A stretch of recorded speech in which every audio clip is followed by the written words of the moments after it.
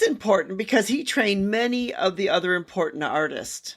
He was a sculptor, painter, a goldsmith, who was also a master, and he had an influential workshop in Florence. He was known to train many of the other important Renaissance artists, including Leonardo da Vinci and several others.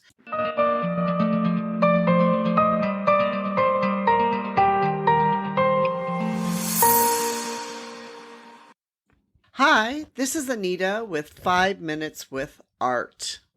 Today we want to talk a little bit about some of the top Renaissance artists. And normally when you think about Renaissance artists, most of us will think about what we consider to be the Trinity, or the three top Renaissance artists, or the names that we tend to know the most, which is Leonardo da Vinci, Michelangelo, and Raphael.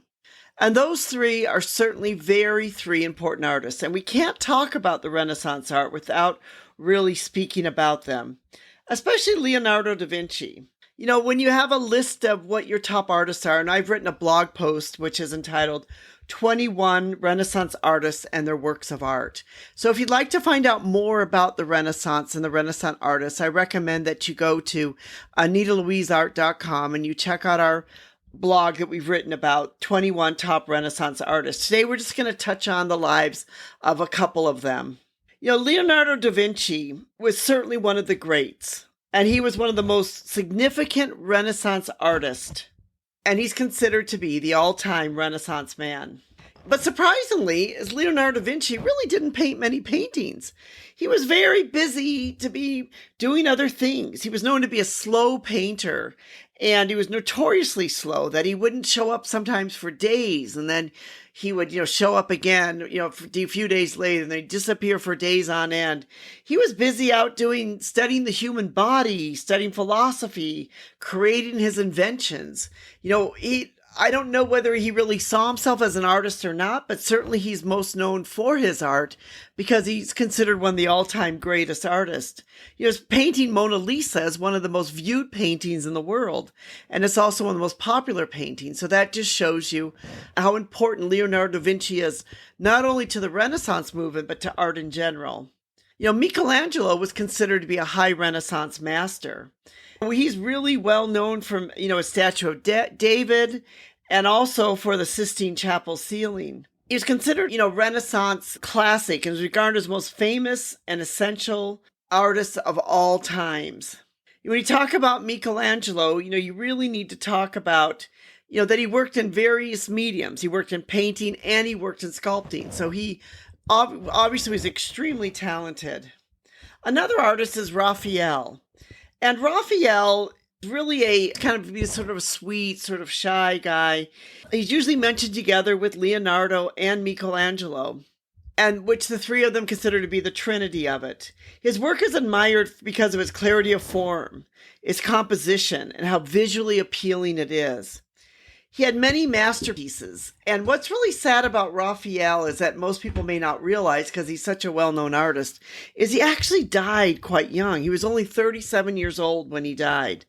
And so he died much younger than Leonardo or Michelangelo. But that really shows what a great artist he was. Sometimes I wonder that if he had lived longer, how much more he could have developed as an artist. Another famous artist who's not known so well, maybe, but is another one, which is Giovanni Bellini. And he was celebrated for his use of natural light. And he was also Italian. And he, produced, several paintings that are quite well known.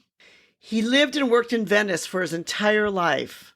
And Bellini had a long and distinguished career and is known as the artist who introduced the Renaissance style to his native Venice, Italy. So he's very important because he's the person who really helped the Renaissance get started in Venice. Another artist that I want to talk about is Andrea del Verrocchio. And he's important because he trained many of the other important artists. He was a sculptor, painter, a goldsmith, who was also a master, and he had an influential workshop in Florence.